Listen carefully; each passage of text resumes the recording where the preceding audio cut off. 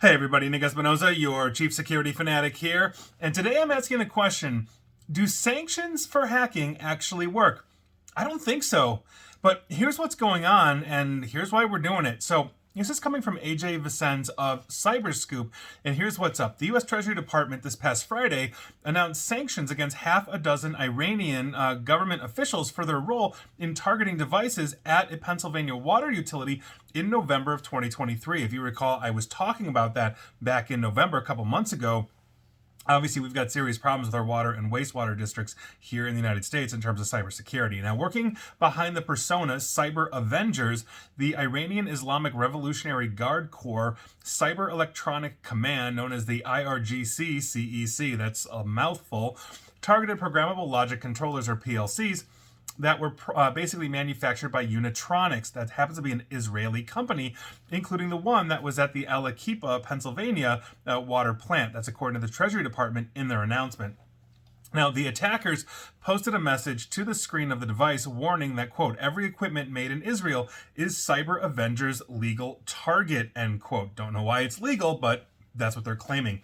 Now, the incident did not cause any impact to the safety of the facility or the drinking water, fortunately, in the area, according to authorities. Nevertheless, quote, unauthorized access to critical infrastructure systems can enable actions that harm the public and cause devastating humanitarian consequences. And that's, again, according to the statement by the Treasury Department. Now, these sanctions targeted Hamid Reza Leshgarian. He's the head of the IRGC CEC and the commander of the Quds Force, and 5 other senior officials of that outfit, Mahdi Lagarian, Hamid Hamayanfal, I'm going to screw these up, I apologize, Malad Mansouri, Mohammed Bagir, Srishnakar, and Reza Mohammed Amin Sabirian. Now, obviously these sanctions are leveled against this, but the question I'm asking is, does this actually work? In the sense that countries level sanctions at, let's say, leaders like, I don't know, the president or whoever, we leverage sanctions, but we don't have an extradition treaty. It's not like Iran's like, oh, you know what, you're right, here's like 5 of our top hackers,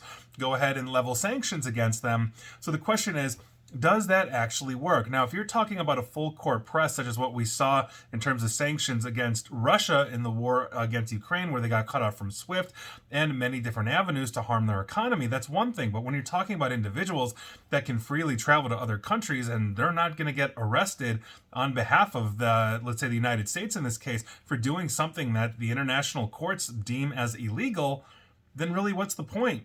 It's not like we're seizing their bank accounts either. So I think this is something that we really have to look at. We have to think about, because if you're doing this basically to do a public show of force that has no actual teeth to it, is that really moving the needle? And if it's not, what can we do that would? I mean, we're not dropping in SEAL Team 6 to go arrest or kill these guys, not to mention that would be literally a violation of the sovereignty of another nation, and that nation's not sending us their people in the same way Russia's not sending us our evil, even though we've asked for extradition for years. So this is an issue.